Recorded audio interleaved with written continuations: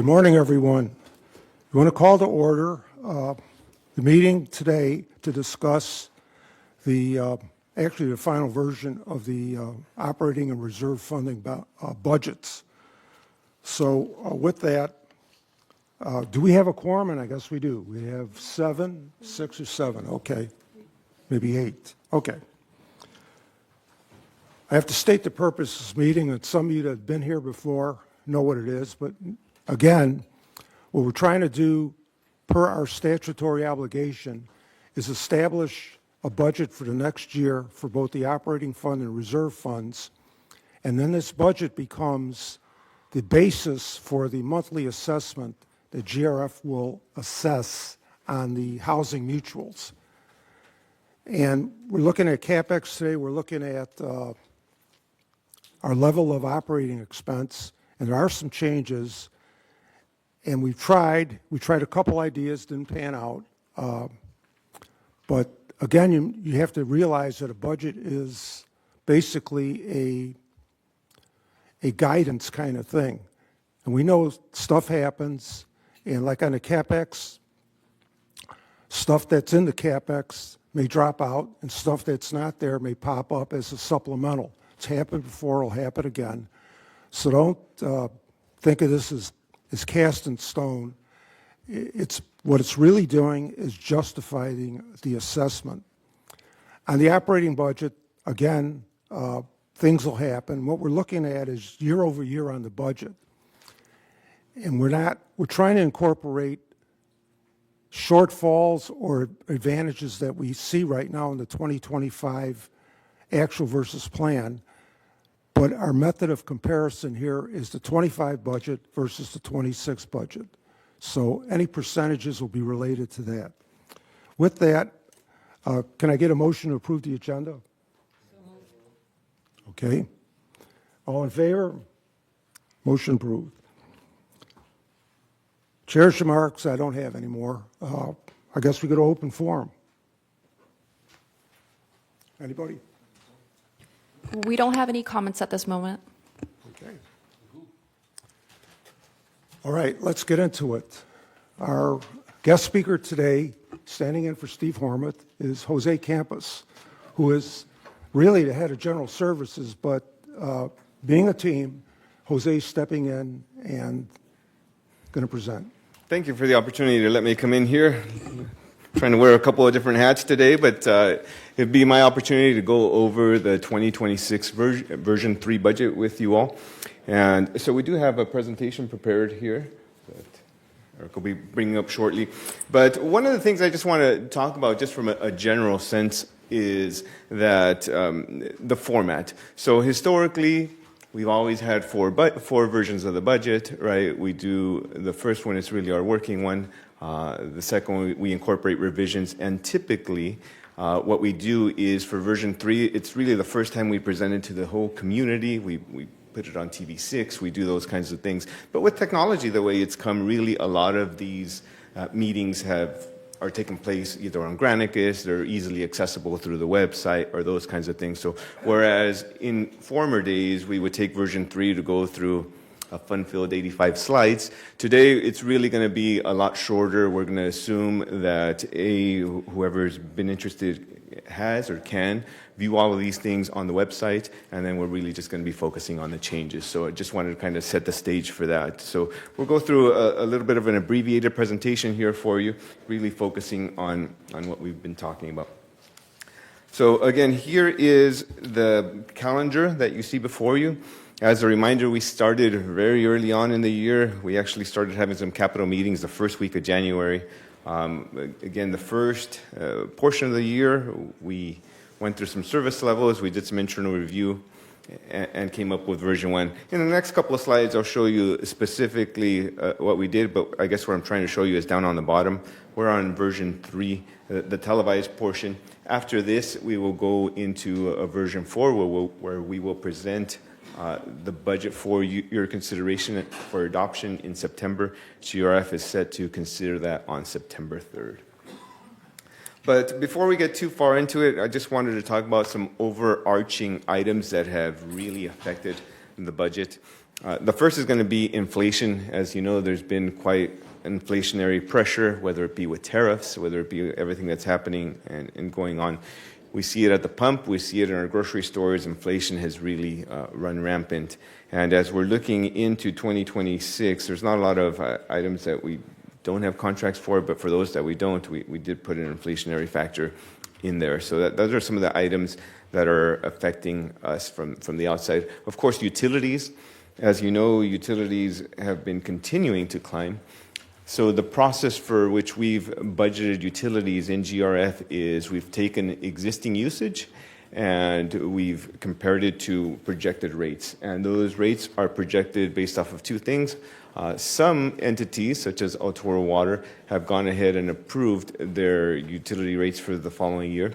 Others have filed certain filings with the CPUC, the California Public Utilities Commission, so we've taken them off of there. And others, we have to incorporate an inflationary factor for. Regardless of what those are, we see that utilities have climbed fairly substantially here, and that is affecting our budget, as well as insurance. And in the whole insurance market, if you can go back, please, sorry. The whole insurance market, whether it be for our regular insurance or our workers' comp, is really based on losses. And there's just been an astronomical upward trend as far as that has been concerned, not only for ourselves or not necessarily based on our particular experience, but as an industry, insurance rates have increased. For GRF, the increase is due to an increase in hazard and liability insurance premium as a result of unfavorable insurance market conditions. Again, it's really something that's going on throughout the entire industry. As far as union and non-union wages are concerned, we have put the union has a contractual adjustment of 4%. We've put a similar one for a non-union, not a similar one, the exact same one. So that is the assumption there for wage adjustments for 2026. Again, going back to the process on the next slide here. We began in January. We engaged the committees early on. This is a change from the previous years. We wanted to get the committee's input as we were talking about capital. So beginning in January and really going through April, we wanted to reach out and get everyone's input as far as some of the capital needs and figure out what's going on those. We've also done a lot of internal reflection where the CEO has sat down with HR and finance and took a look and see what vacant positions can be eliminated, seeing what the turnover factors should be, and some reasonable staffing changes for 2026 is what we've been looking for. And then in April, all of our department heads got together and did line by line and put in each of their individual budgets. In May, management, our CEO, our finance department, and our HR all got together and recommended changes. There were a couple of internal iterations here where we continue to go back and forth. And in May, we presented version 1 of the budget. And as a reminder, at that point for version 1, the increase for GRF was actually a 13.9% increase. As this board knows, we came together, we heard you, and for version 2, when we presented version 2, it reflected an increase in proposed operational budget of $3.6 million or 10%. So for version 1, it was 13.9. In version 2, it was 10. Today's version 3 reflects no changes in operations. However, there is a board directed reduction of $2.9 million. We're going to be talking about each of those items. Again, the focus is going to be the changes between version 2 and version 3. No changes for operating, just for capital. So let's take a look and see what's going on as far as operation is concerned. Again, we've boiled down many slides into this one because at the end of the day, we've already talked about all of these different items. The total basic assessment is set to increase exactly 10%, going from $238.19 to $261.91, an increase of $23.72.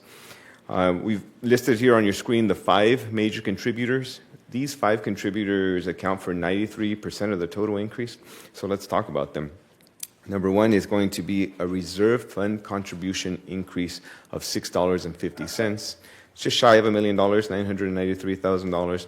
This increase is proposed to reflect some of your spend, capital expenditures, primarily the fiber project. As you know, we've already started spending money in 2025, and this is an effort to recoup some of that money or to start building your reserves back up again.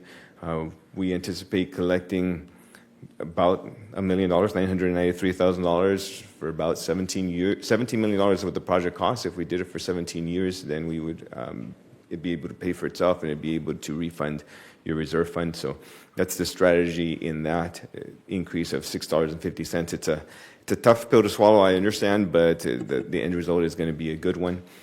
I also believe that funding this now, since we've already started expending money from this. The number two item in here is employee compensation and related.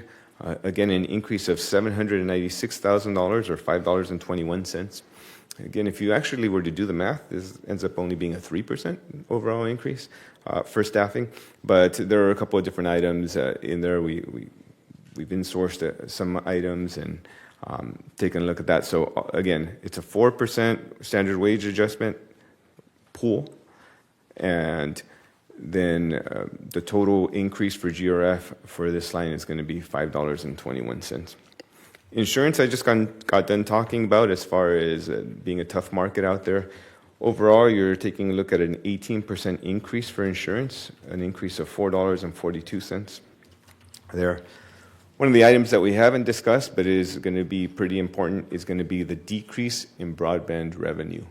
And I want to be clear here when I'm talking about this. This has nothing to do with the fiber project. This is just having to do with the way that programming is going. It's going to affect you in two specific ways. One is going to be a lot less set-top box use. So a lot fewer of your members are using set-top boxes. We're continuing to see a decline over the last several years. People are going to other options such as either streaming. You've heard of Fire Sticks or different things that you can do to your TVs, making them smart TVs. The smart TVs themselves, apps, all of these different reasons people are shying away from set-top boxes. What does that mean for GRF? It means less revenue. So as we continue that trend, we do anticipate $354,000 decrease in revenue in the line of set-top boxes. Additionally, and really similarly, premium channels is going to decrease about $100,000 in revenue. Again, people have the option, as an example, to get any other services, right? HBO, for example. We can either pay us to have it on their home TV, or people tend to stream, and then they can get it on their TVs or on their devices or have it a little more mobile. So as a whole, we're seeing that downward trajectory in broadband services. And sorry to spend some time on that. I just wanted to emphasize again that this has nothing to do with fiber, because I want to keep those two things separated. And then the last item in here that I wanted to talk about is going to be utilities. Again, we've gone individual utility by utility, but as a whole, GRF's budget is increasing 12% for utilities. Again, we've taken the existing usage and we've projected it at future rates. So that's the extent of it as far as operating is concerned. I don't know if you wanted to pause here and then talk about reserves or how we want to do it. Thank you, Jose. I do have some questions on this and clarifications. First thing is the reserve fund is funded by the resale fee. And I don't know if that was pointed out. Originally, we were, as we're empowered to do, and from time to time, we just had planned to raise the resale fee in the early version of the plans, $9,500 to $9,500, a $2,500 or $2,000 increase from the current rate. Our current plan is to raise the resale fee to $10,000, which is a $2,500 increase over today's rates. Based on 660 sales per year, it's an average. You can do the math. That's additional revenue coming in, and it all goes to reserve. It's a reserve item. So, yes, that is a true statement. I haven't talked yet about reserves. I'm happy to do so in just But that's a couple part slides. of the, so it's not only managing expenses, it's also managing revenue. And there's a situation where the resale fee is justified and increased because everything else is going up. We've been adding to the village.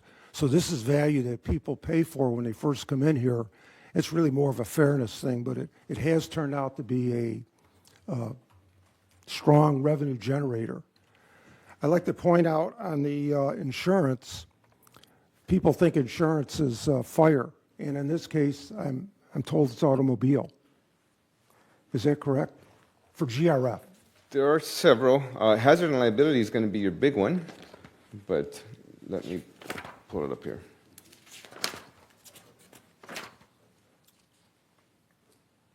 Yeah, the thing is, personally, all of us have seen the insurance companies raise our rates for the autos, and GRF is not immune to that.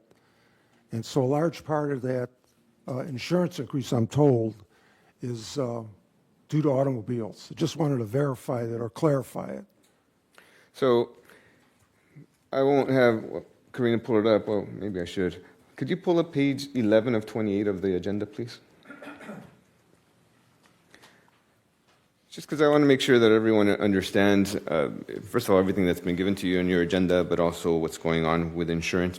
Here on page 11, as soon as Karina pulls this up, we'll be able to see everything that makes up some of these different items. Page 11, please. And if you can scroll down to the bottom. I'd like to just see the insurance portion. Yes, she's working on that right now. So this is your expenditures report. The first three columns are 22, 23, and 24 of actuals. Maybe Karina can help me circle the $3.7 million in the middle. That's your 2025 budget. Your 4.3 to the right of that is going to be your 26 budget. And the only reason I bring this up is because as a whole, GRF is budgeting $4.3 million for insurance. Hazard and liability is 3.97 of that. So yes, it's going to be hazard and liability insurance. I know that the chair just talked about auto insurance. Auto insurance is part of that. Okay, and the thing is, a new fire map was issued a few months ago by the Orange County Fire Authority, I believe. And more of Laguna Woods Village is in the higher risk zone. How that's going to play out on rates, we don't know yet. But again, that's something, when it happens, insurance is insurance. We are looking at efforts to mitigate our risk exposure, but it doesn't look like it's going to be enough. And so we'll just wait and see what happens there. But right now, we think the main reason, by and large, is that auto insurance is catching up with the property insurance increases from last year.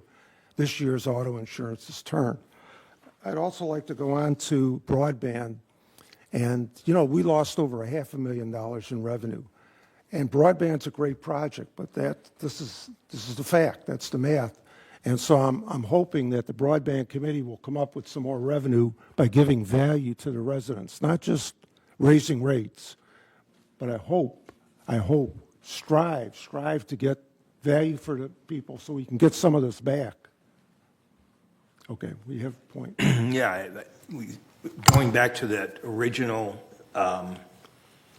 display you had with respect to the highlights of the increase, we can see of the $23 that, the $23 increase. I know that one line item says $3.50 for lost revenue of broadband.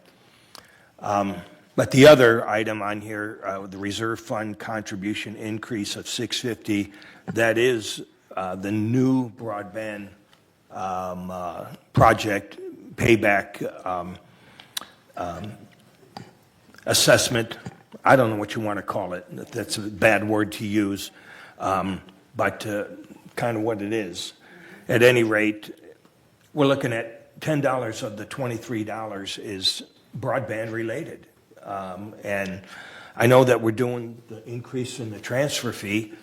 I just want to make the board aware and our members aware that, you know, I myself personally believe that we're jumping the gun a little bit about doing the $650 per month payback. You know, it's like we're starting to pay on the new car, and we haven't even taken delivery of it yet.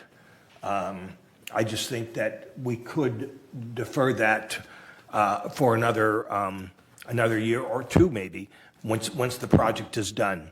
Yeah, I don't know if this is the first version that we're seeing this decrease in broadband revenue. I don't remember seeing that on other versions. Was that there? It was I'm always sorry. there, yeah. Oh, boy. Yeah, that is a reality that obviously we're faced with. But the 650, I'm questionable about. Thank you. Chris? Thank you. Martin, the 650 is necessary this year? What? The 650 is necessary this year because next year, when you come to the whole 63 or whatever dollars, The 20% thing you're concerned so about. that's the 20% we are concerned about. Then do it in 28. So then we will remove it next year so it can work it. So this is a technical reason why we are doing You it. don't need it. The big question that I really have is the next line, which is line 3, is talking about fuel. Fuel prices have gone up this month or in July. Have we increased the fuel prices that we charge the people who buy from us? Yeah, yes, Is it included in this budget? yes, Okay, because that's important. absolutely. Yes. Yeah, I think the fuel price actually went down slightly. The gross 600,000 or whatever number in the general services budget went down. But you're the guy to tell us, so. Yes. So fuel charges, what we do is we take a look at usage. So, and sometimes it's a different mix. And it's not that the fuel charges went down, it's just that our mix is different. We're using more gasoline and less diesel. Diesel is more expensive. So that's where it comes from. But if I may address, if I may be so bold as to address Martin's concern about reserve fund contributions, and that is that as much as we don't have the fiber yet in place, we are already paying for it. And the money is and continues to be drawn down from reserves and will be into next year. So that's why we're suggesting that you start funding it, because that money is coming out of your reserves. But that primary number was instigated as we were thinking of getting a loan, which we are not getting a loan. So Still got to reimburse it. I'm just saying. Thank you. Gary? Putting this 650 in, on one level, I totally agree with you, Martin. I don't, I got into a discussion with Steve over something related to this when it was on another subject, but I said, that's kind of like saying, if I go buy a new car, you won't let me have the title to it until I not only pay for this car, but I pay for its replacement up front. I got to pay for this car and the next car before I get this car. But because of the hoops that we've got to jump through in 27, because the broadband fees for internet and DirecTV are going to go in and are going to whack into our PM, because of David Sterling, if you do it on everybody, it's got to go on that fee. We can't charge it separately like now when you pay for your internet, you pay West Coast, okay? You don't pay us. In 2027, that's going to come in and hit our maintenance fee, or our monthly fee. And David Sterling also says that you can't put that fee up more than 20% in a year. Well, when you take that big of a hit, it makes sense to put the 650 in this year. One, it gives us another $1 million in the bank. And two, we can reverse that next year to make that 20% work. We're flat up against that 20% limit for next year. Okay, again, the point was, we're losing this revenue. I would hope the broadband committee comes up with some ideas to get it back. But you have to give value, and I just don't know anything about it. But please, please offset that. All right, just a couple more items. Utilities. We have a big increase in utilities this year, electricity, and the GRF board has a fiduciary responsibility to manage expenses. We came up with an idea. It's a solar farm on the ground, either back here or across El Toro, and preliminary numbers, only from one source, suggest we could save $600,000 a year in electricity costs. That's from one source, so we're looking for additional information from other sources to get some credence to that number. I personally believe it's in the ballpark, but it's not in the budget. So the utilities, right now we're a captive of SoCal Edison. Pretty much, we can tell people not to use electricity during the peak hours, but guess what? That's human nature. They're going to do it. So we don't really have that much control over demand. And what we're trying to do, looking at solar, but it's not in the budget. I just want to mention that again. Solar is not included. The solar field out, a ground level, the cheapest way you can do it with a battery, so you want a time shift. It's not in the budget.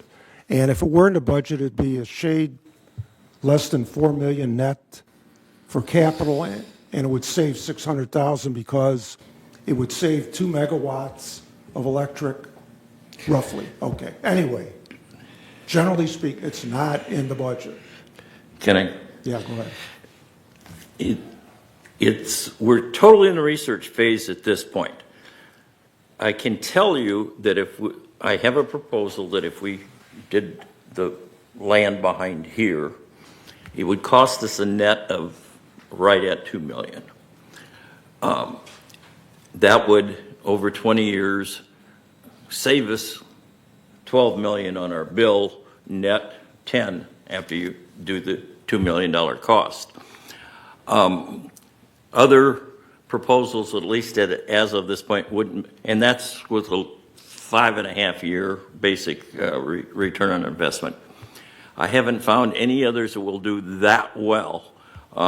We'd be more like 7 to 8 years return on other investments. And these are all decisions that, there's going to be options. We could do just the warehouse roof. We could do just the field, which I've gotten, the flood area, I've gotten good news on just the end of last Friday that it's in the hands of the city. It isn't in the county. It isn't. And they have sent me a proposal or a letter that says these are the things you would have to do to go in there. And hydrology report and a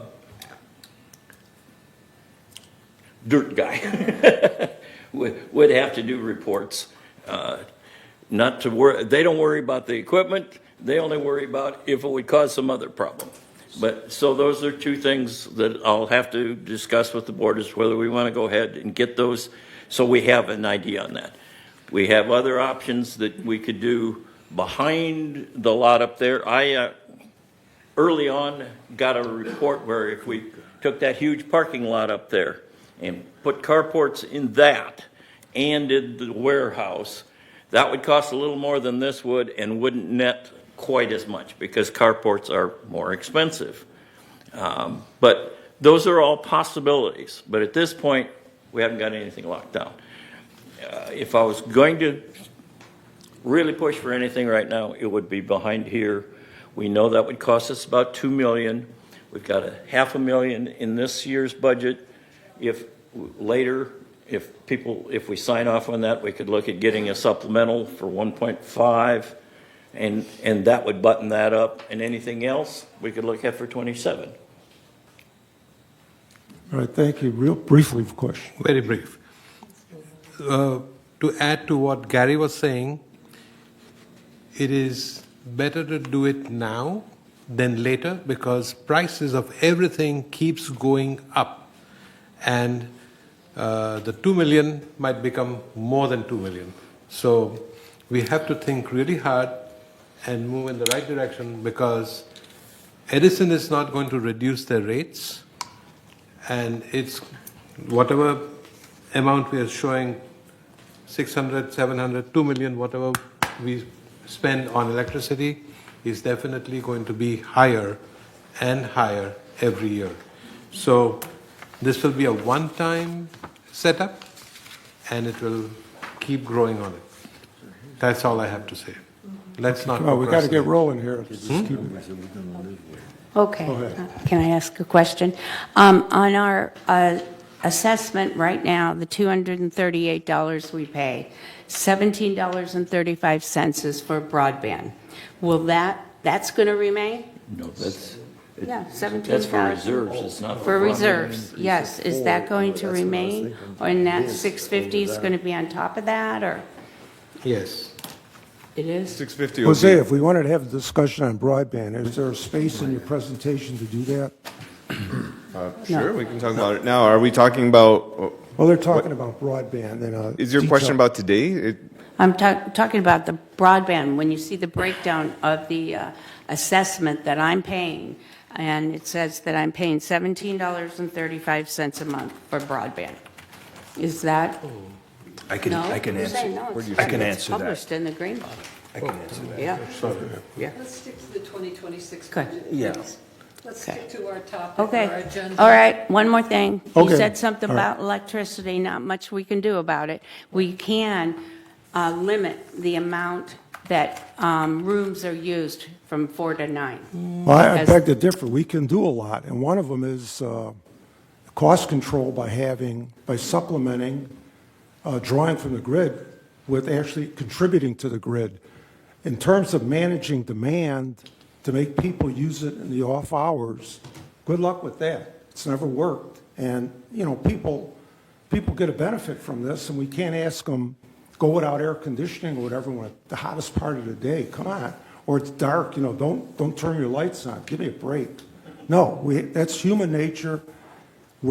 Our role in this, we have a statutory obligation to look at stuff like this, to manage expenses. That's our lane. And this is something that would benefit everybody. How it's going to shake out, I don't know. The numbers I've seen so far, if you can trust them, are compelling. But Gary's telling me that, first of all, we need more input on that, and there's several ways to do this. So it's kind of early, so it's not in the budget this time. Wish it were, and it would reduce the monthly assessment. We'll see what happens. Okay, I think we need to roll on. Go ahead. All right. Very good. So we've talked a lot about operating. Let's move over into some reserves, if we could, on slide number 9. And here on reserves, before we talk too much about reserves, I just want to show you as far as projected balances are concerned. This is, I know, a question that's very near and dear to the board. We're getting a lot of these types of questions. How much money do we think we're going to have available to us in reserves? So to that end, we've put together a little schedule here that I'd like to go over. First and foremost, we start with the most recent statements that we have, which are going to be as of the end of June. So as of the end of June, in reserves, and this combines the balances of your equipment fund, your facilities fund, and your trust facilities fund. You had, this is slide 9 here. Do we distribute slides? Or? We don't have No, these. this is We don't have these correct. notes in our packages. Yeah, we don't have We these. will- The slides weren't. We will get these out to Slides you. weren't. No. Right, so, okay. But they are on the screens here. Just want to let you know that as of June, GRF had a combined total of $29,334,000. And let's talk about some of the additions to that. Some of the additions to Can we that. get copies of the power slides? PowerPoint slides? Yes. We don't have them. We will be providing them after the meeting, yes. So right now, they are on your screens in front of you, as well as on the screens in the room, and in Zoom, they're on their screens there. So again, $29 million as of the end of June. We will be collecting the remaining 6 months of assessment at $17 per man per month. That equals the $1.3 million that you see on your screen. And in addition to that, as the chair spoke about, reserves are funded two different ways. One is going to be that $17 per man per month collection that we do, and then the other is the transfer fee. We have this transfer fee. We do anticipate that coming in at $7,500 each. We're anticipating 293 units, just shy of 600 units a year. 293 for the last half of the year. That yields $2,197,000. And then we also anticipate getting some interest, $530,000 in interest. Now, as far as remaining encumbrances are concerned, me. these are going to be all of the items that the boards have previously approved. And we do have an outstanding amount of $14.9 million for both equipment and facilities. Those are shown as parentheses here, as they are negative. Everything else that we've talked about to this point have been contributions. The 14.9 will be planned expenditures. So doing the math there, your projected balances would be $18.4 million. However, as you know, staff got together and we talked about it with this board, and there were a couple items that we needed to remove. For example, the solar project had not yet been approved at that point, so taking that appropriation out of $1.5 million, the EV chargers, taking that out at $650,000, and also several other staff-initiated pending defundings. All of that combined is going to be an additional $4 million of items that we will take out from the 14.9 that you see on top. So doing that math, at the end of the year, we anticipate having funding available of $22.4 million. That's at the end of 2025 this year. Sorry, I know it's a lot of numbers, but I have one more page of big numbers here for you. And that is the question of what's going to happen in 2026. In 2026, we start with that $22.4 million from the previous year.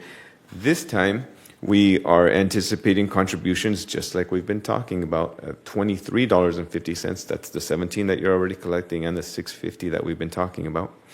That equates to $3.6 million. As far as the transfer fee, just like the Chair Ganocchio was talking about, we do anticipate $10,000 fee moving in for next year. 627 sales at $10,000 is $6.2 million. We do believe that we'll still be able to get about 4% on average balances as far as interest is concerned, so there's another $1 million. And in the 2026 plan, we had a grand total of $15,921,000. So if you do the math there, you would end you would end 2026 at $17.4 million. However, the last time we spoke at version 2, this board directed just shy of $3 million to be withdrawn from that capital plan. So there are your version 3 reductions that you see. That's $2.9 million. So assuming all of those reductions, then your projected balance is $20,339,000. So again, this does not include any solar. It does not include any of the items that were removed. We do have a few more slides here because I do want to talk about some of these removed items. So as far as 2026 capital for version 3, it's just shy of $13 million. You see here on your screen. As we move into the next slide here, we've put together all of the different planned expenditures, both as originally proposed by staff and then what the board was actually approved. So everything that's red and slashed are the staff recommendations. Everything in black is what it was approved by the board. So for example, for aquatics, whereas staff had originally proposed to replace pool covers at $16,000, the board felt that it could be done at $10,000. Whether or not that's going to be possible is going to remain to be seen, and if there are any shortfalls, then staff will end up having to write reports and come back to boards. Same goes for pool furniture replacement, whereas staff recommended replacing everything at $10,000. The board has instead gone to replace those items that are damaged. So if, again, this is something that's the board initiative, saving $90,000. So if there are any issues as far as mismatching or anything like that, staff's going to do the best of their ability to make sure everything looks as good as possible. But that's what we're looking at. In broadband, there were no changes from the two items that you see originally recommended. At the clubhouses, there was a lot of the items that were removed. So acoustic panels was trimmed to $60,000. Locker room showers and heaters were removed, meaning they're not going to be done in 2026, as well as the gym or the tile repair over at Clubhouse 1 or the benches.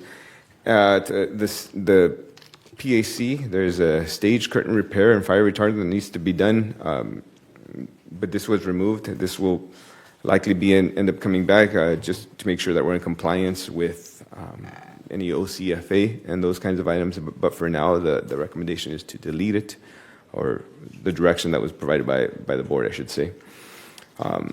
And you see a couple of the different items at Clubhouse 4, the spa heater replacement, the pool boiler, and the tennis court at Clubhouse 7. All of that was taken out.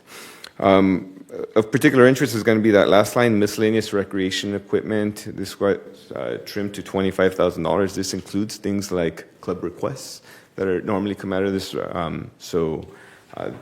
The way it currently stands, there wouldn't be enough funding to do a lot of those items for the clubs. So I just wanted to make you aware of that, as well as moving into golf. As we've talked about, staff recommended, 13 please. Staff recommended a bunker renovation. The total cost on that would be $850,000. The direction was to come down to $200,000 due to mobilization costs and those kinds of things. That's probably going to stretch it out to about a 5-year project or so. Cart paths were approved. Fairway restoration. You were in here when Tom came and talked about what all needed to be done there. I think there might be more discussion needed on that one as well. And you can see that the different pieces of equipment were approved for replacement, as well as a fuel station repair to make sure that we're compliant with all regulations. Some trimming as far as the consultant work is done in landscape. And then I'm almost done here.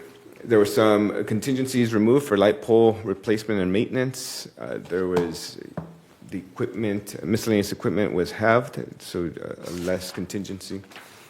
And I wanted to talk for a minute about vehicles. Vehicles were completely removed from this equation. So there was $1.1 million taken out from vehicles. And just to let the board know, we are going to be meeting in the mobility committee this week, where we will be putting forth a recommendation for that last line, the utility vehicles. And we'll talk to the committee about all the specific as far as that's going to be concerned. But all in all, that's going to be the strategy, is as things get worn and deteriorated, then we will come back and write individual reports and talk to the board about those items. And those are the changes that have been directed for version 3 of the capital plan. Okay, can we, we'll just stop it right now, and we'll get a few more questions. And I see that Catherine Bravada's had her hand up for a while. Can we connect with Catherine? Catherine, go ahead. Hi, okay, I just have 3 comments on the first page. As an owner, I agree that we should put solar in. It may be a bit of a cost up front, but in the long run, it is going to save us a great deal of money. The other issue was on the utilities. I understand the increase of $2 and, no, it's not there, that increase of $2. I actually, as an owner, think that should be higher. My electric bill this month was $324. Last month it was $243. My sister does have an oxygen compressor, so that's why the additional increase. But most of my energy is used between 4 and 9. So I kind of think we ought to increase that, because we don't know what Edison's going to do. They may end up raising the rates again. And then this other issue is just a personal issue regarding the vehicles and diesel. I know Carlos made the comment that diesel is more expensive, but diesel also runs much longer than gasoline. And also about 3 weeks ago, I read an article that the state of California cannot banish diesel fuel, that it was deemed unconstitutional. So I know all of our vehicles are gas-powered now, but, those are just my comments. I appreciate you listening to me. Thank you, Catherine. Martin? Yeah, a couple of things. About the solar, we found that, like what we did with broadband, as well as the EV charging ports, when you dig down and you'll find the providers that do want to do business with you and provide a decent margin for the project. We found that to be, and I believe that there's a solar vendor out there that if we write a good RFP and we get enough coverage, that we'll get a decent price for solar. But we just don't want to take things for granted. Regarding the numbers in there for broadband, I know it says 9.4 million. I think that number is going to come in more like 8 million, because that's got all the 10% contingency in it. And the other thing is I don't believe we're going to need the $180,000 for broadband, an additional consultant, because in 2026, we're going to see enough test results from Ting that it's going to be a yay or nay partnership, and that in 2026, our allegiance now goes to Ting with respect to what they provide. We have a contract with them. They have to provide. We don't need to be carrying a bunch of different expertise broadband people around in order to be able to. That's just my opinion. Others may feel otherwise. But anyways, I just wanted to make that point. Thank you. All right, Marie? That is also my opinion, and I believe that this board at some point voted not to have that 180. I believe the board has already voted on that, and the 180 should not be in there. Gary? I thought, and maybe mistakenly, but I thought we had said we were going to pare back paving next year some. What? They had already done it. No. For this year, they've already done it, okay? And it was $1 million plus. I'm talking about 2026. We don't show any reduction in that in this budget. I thought we had said we'd trim it a little. Quite honestly, what I'd like to see is like 100,000 or something of that and move it over to vehicles, because those mules are eating us alive. There's 13 of them sitting in front of the maintenance shop needing repair right now. We're going to have to do some work on that. Okay, we haven't heard from- Ellen was Go ahead. before me. Yeah. Go ahead. You got it. Okay, I just wanted to get back to something. Okay, now, as Jose showed, that if we go through with what we have now, we're going to look at a projected reserve balance of 20 million. So let's not beat a little project to death that we haven't even got the real information on the solar. So let's get off that and say, if we wanted to fund it, the money's there. The other thing is the chair started saying that we're establishing this budget so that we have what our assessment will be next year. So let's not get hung up on every small detail, all right, because we can revisit these. The important thing to say is this. We're approving a budget for the purpose of assessment. Again, we need to go, and this is different, we need to look at these projects as they come up next year. We do not have the details on solar. We do not have the details on paving. So in the past, we have often just blanket approved stuff and moved on, and we're not doing that this year. So those issues will come up again. Thank you. Okay, well, I'm looking that direction. Stephen? No questions? Okay, all right. All right, go ahead. Okay, I agree that on the 180, the fiber project, we asked for that to be taken off. And I think I've heard a couple other people say that and agree to that. So I don't know why it's there. Jose, what's the mechanism for making an adjustment? Take a vote. Because what I'm hearing is take out the 180 and then add 100 for, no, just take out the 180. What I had suggested, and I'll go with Egan. We'll just let it go. Just let it go. Okay. Let what I was asking go. So is that, do I need to do a vote on that, or we just do it? Yeah. Do you want? My apologies. I'm not sure if you did vote on it or not. I know that we discussed it, but to make it a little bit more clear for us, would you mind making a motion and a vote, please? I make a motion to withdraw the 180,000 for the consultant on the fiber project. Here, a second? Second. All right, all in favor? Aye. Passed. Crystal clear. Thank you. Thank you. Okay.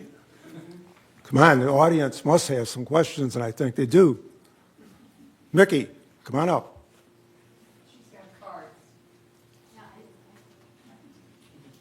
Okay, this is Mickey Choiho, United Mutual. I'd like to go back to the employee compensation, page 10 of 28.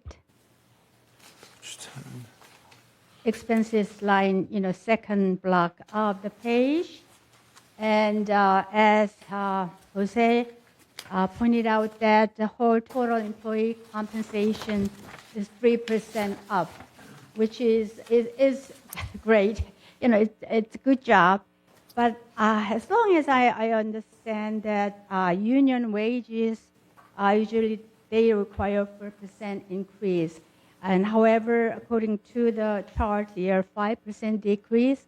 So I'm wondering if the number of employees reduced. Sure. Thank you for the question. So the question is, hey, what's going on? Why do we have a decrease here for union wages? And the answer is yes. Some of it has to do with the allocation, how much is allocated. Again, the numbers that you're looking at here are going to be GRF only. Right. So either there was an adjustment made to a vacancy factor, more than likely, Right. Or the change in allocation between GRF and some of the mutuals. But again, Okay. all in all, you're looking at a 3% increase for total compensation. Right. So all the parentheses, decrease might be the same case. Yeah, I'm wondering about the salaries and wages of regular non-union employees. You projected 5% increase. Can you explain that? Sure. Again, as we're talking about individuals, the standard increase was 4%. In this particular case for GRF is increasing some of the actual employee count in recreation. I see. Now we've taken a closer look as far as what's needed, what time the facilities are opened, and those kinds of things. So we do have some increased headcount for recreation specifically. That's what's affecting GRF the most. And again, there was ample room to do that in that even all in all, with that 4%, you're still seeing a 3% increase. Thank you. Well, mutuals, yeah, we're looking at very closely every detailed line item. So we are kind of talking if there is any chance that non-union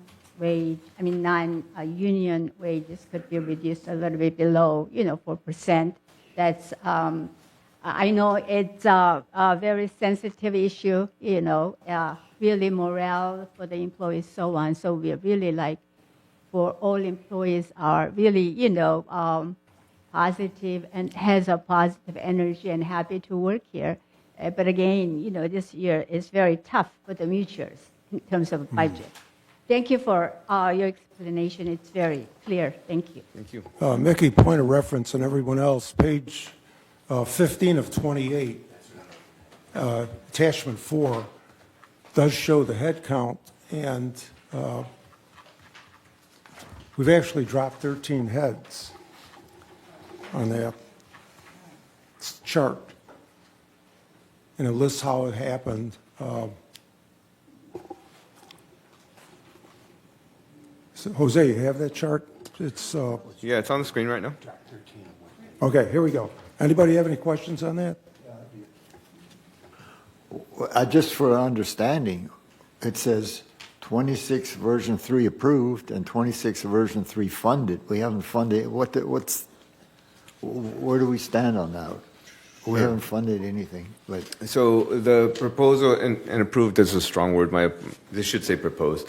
As it's written right now for this version of the budget, on the right-hand column here where it says 26 version 3 approved, we propose that for version 3, the board approve a total headcount of 733 0.16. However, we realize that a lot of those will either go unfilled or there will be some vacancy or those kinds of things. So as far as funded, meaning what we're assessing for, is only 700.66. So we're using a vacancy factor of 33 positions. On average, that's what we're looking at. It's about 4% or 33. So it's holding It's about 5% recognizing it's an vacancy. open spot, but Correct. we're not funding it. Exactly. And so the majority, what the board really should be focused on, of course, is going to be what we're assessing for, what we're charging you for. We do believe at any given time we're going to be right around that 700 mark. No, thank you. You explained the difference. It's very important to understand that. Thanks. Anybody else have an head count? Gary, go ahead. One that I hope you're wrong on is info services. I would hope that we wouldn't spend the year short 3 people in there with everything we got going on right now. That's associated with turnover rate largely in resident services. At any given time, we have a vacancy or 2. Okay. Karina. Reza Karimi?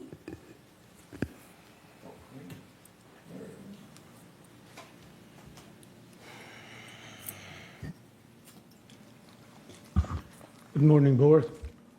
Reza Karimi from Third Mutual. I guess we need to talk the elephant in the room, which is 11% increase in the cost to the membership for the GRF. That's way above COLA and inflation. That's unacceptable. What we fail or ignore is that we knew that the cost of electricity, water, employment are going to go up. Why we are so surprised? Why we didn't plan for those? Why we didn't work on the fees? Because fees should be run along with the inflation. If you want to rent a clubhouse and electricity is up, water is up, employment is up, the rate's going to be up. We fail to talk about any of those. So we take the easy way out. Let's charge the membership directly or go and get the transfer fee. That is irresponsible. I think we need to do a better planning and not to be surprised with these things. We know that the costs going up. Why we haven't worked with the fees and and the share costs? What are the fees? Why we always look the easy way? Let's just increase to 10%, $10,000. What the real estate market is going down. The real estate market at best is flat and is going negative. And that will happen. And we're going to lose some sales. So rather than looking outside, look inside. Look what we can do with the fees and assessment and the share cost in order to recoup the cost. And we failed to do that, and that's not right. Thank you. Okay, Reza, one quick point. Jose, we did look at room rentals. Yes, What can you absolutely. say about that?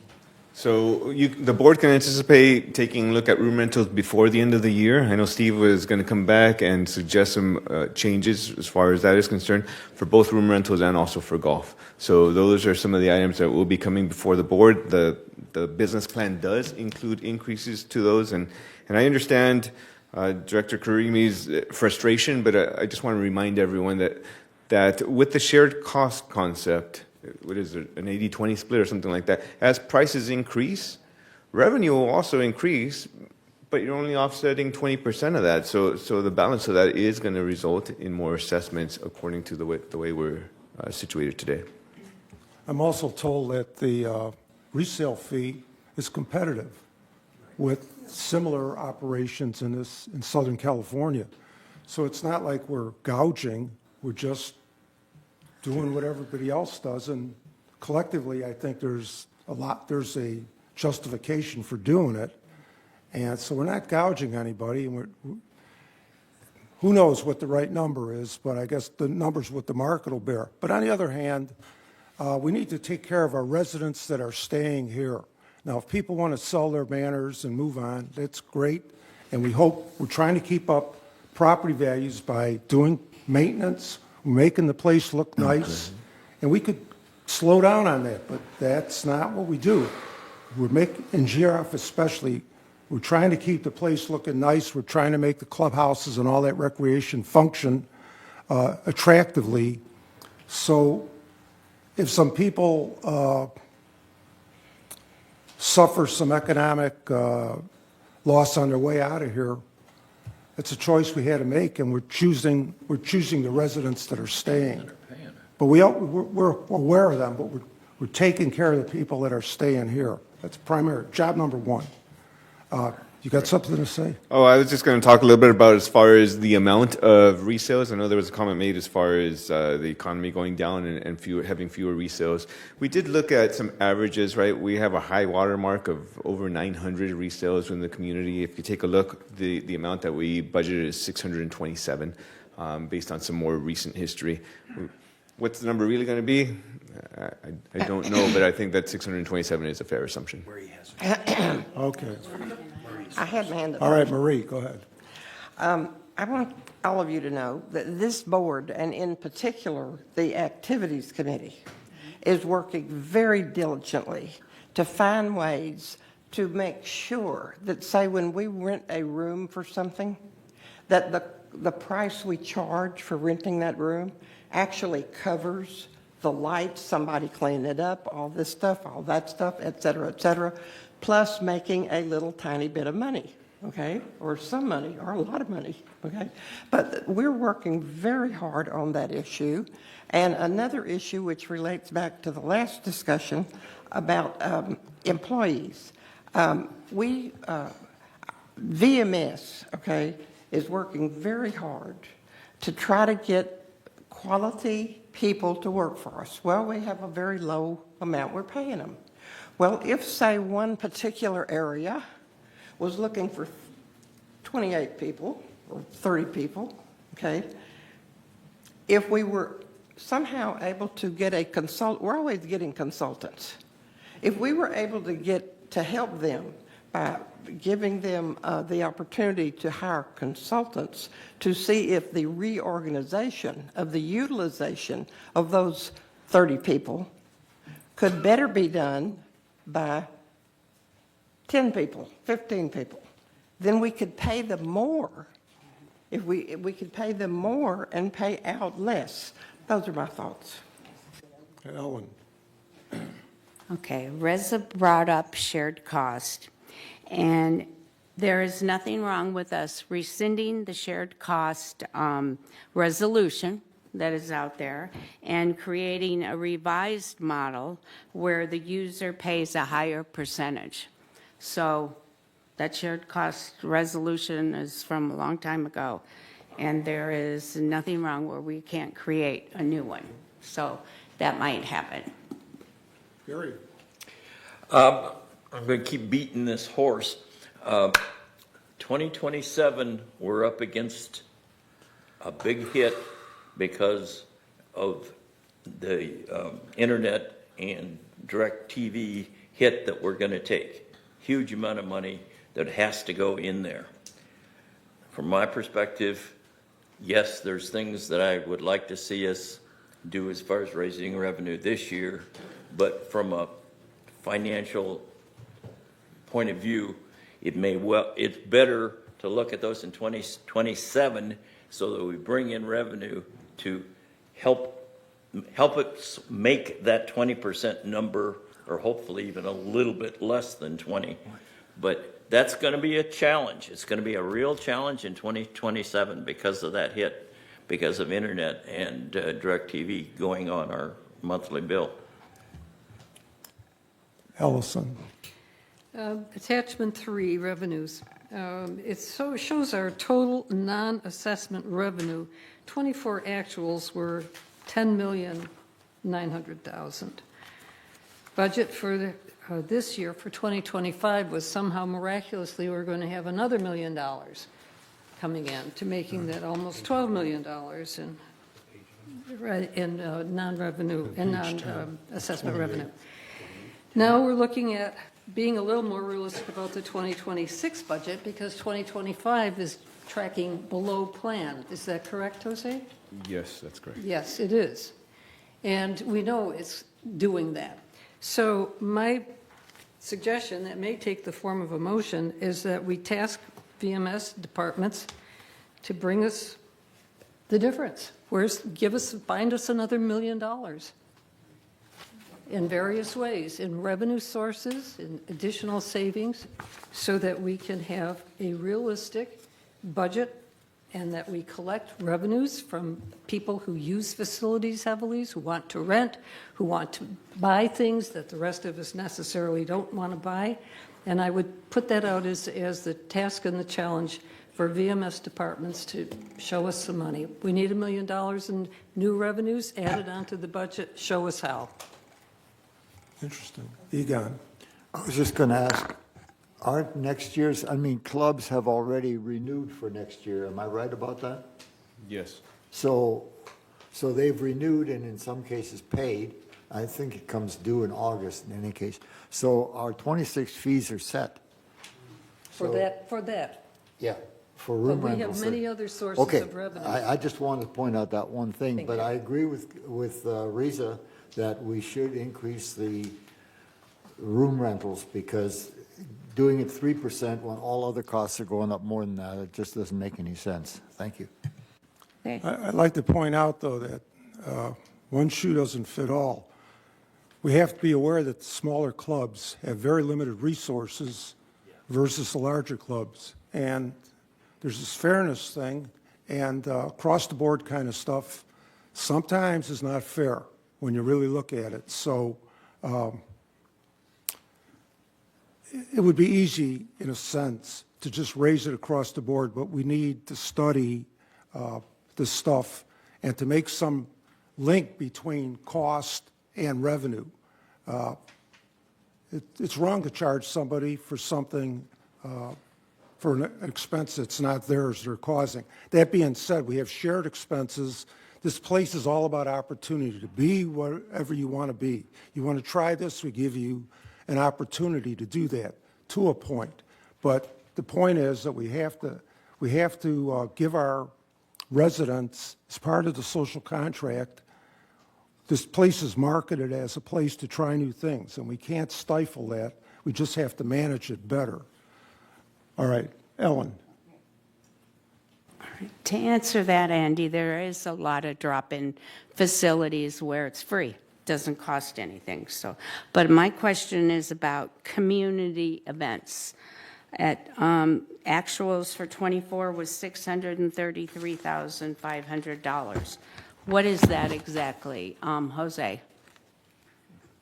I didn't come prepared to talk about 2024 actuals. Yes, but on page 10. Allison, maybe you can help us out. What is included in community events? Oh, down here, the expense. Excuse, what? To good, what? Andy?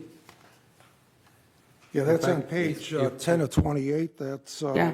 Can I, may I? All right, go ahead. May I? Go ahead. Those are not the things that we want to focus on, not to focus on the room rents. We need to see how we can increase the revenue and decrease our cost. So working on getting solar going, that would increase our revenue and decrease our cost. Those are the kind, not exactly that item, but I'm using that as an example to ensure that we focus on items like that. If we focus on room rent, that means we are again dinging our residents. Okay, but You my. understand what I'm trying to say?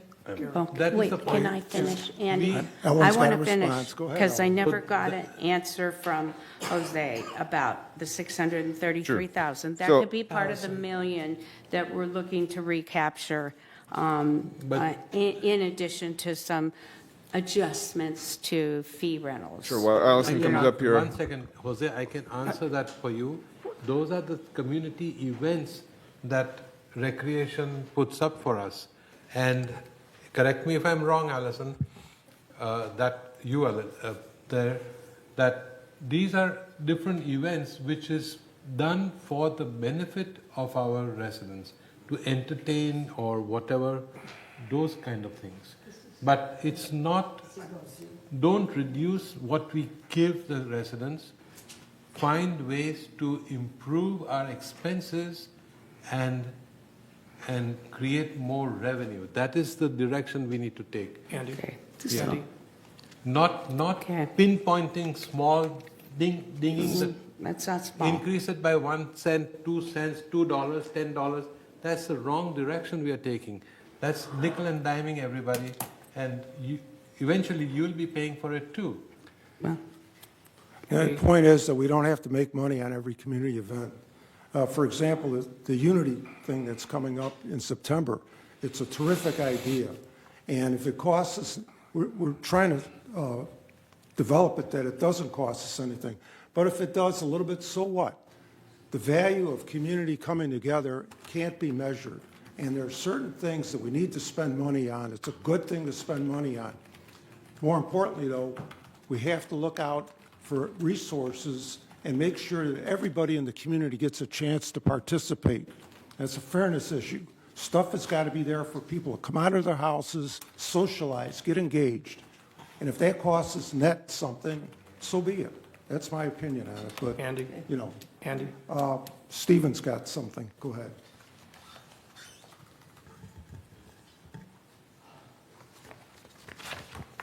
If you turn to page 14 of 28, these are expenses by departments. Which one? What is that? 14 of 28. 14 to 28, okay. The largest expense for operation is recreation and special events at $7.3 million for 2026. All right, there you go. How much is our revenue from recreation? 1.x million. The second largest cost, actually I've got it backwards. Yeah. Recreation is second. The first largest cost is security services at $7.3 million. You have no revenue. Those two items together are almost $15 million. The total operating expense is $37 million. That's where your problem is. That's where you have to look for revenues. That's right. That's right. And that's what we're going to look at. Thank you. Hence my, excuse me. All right, I think we have a question from the audience or online. Yes, we have 2 members in the audience and 1 member on Zoom. Richard Rader. Good morning. Dick Rader, 270D. Juanita was sitting with me, and she asked me to ask you guys if you have had anything from the reserve fund specialist and how this might affect the budget considerations. Is your question, did we incorporate the reserve specialist into this? Yes, the board will be meeting with the reserve specialist tomorrow, but in addition to that, yes, we've already incorporated their suggestions into this. Has the reserve study been published? Not yet. We're finishing it up still. Okay. I believe, Jose, you mentioned that some vacant positions have been eliminated. Obviously, there was a reason why we initially had them in there. So what effect, if any, does it have on operation and services by the elimination of positions? Well, as you know, we're continuously looking and reassessing at what services we provide. We're taking a look how we can combine certain functions and those kinds of things in the name of efficiency. We do believe that we've put forth staffing that's sufficient in order to meet all of the service needs with what's in there now. You will see a year-over-year increase from 2025 to 2026. Okay. That's included. On the page 3 of 26, where there have been some reductions in capital planned expenditures, if you look at, let's see my notes here. If you look at item pool and hot pool covers, pool furniture replacements, acoustic wall panels, I'm just curious. I have no problem if there's real reason to reduce the amount, but did these reductions come about because of arbitrary considerations? We'll just cut it by 50% or something like that? Did they come about because you knew that the costs were less than initially thought? But let's just take, for example, the acoustic wall panels. I think they actually got a proposal and for the sound reduction, and it's been reduced by half. Does that mean we're only going to get half sound reduction? I'm not sure. Can you explain why these reductions occurred? Was it arbitrary? You knew what the costs were, or what? Yeah. Andy? Dick, they were, yeah, they are arbitrary, but Andy? they're not capricious, and that's the difference. Egon explained what we did. We spent hours doing this. Okay, please don't use the word arbitrary. That may be in the past, and it may be some other people, but this is not arbitrary. I went out and I looked at every piece of pool furniture in this village, and I said, look, this isn't broken. And I talked to people about it too.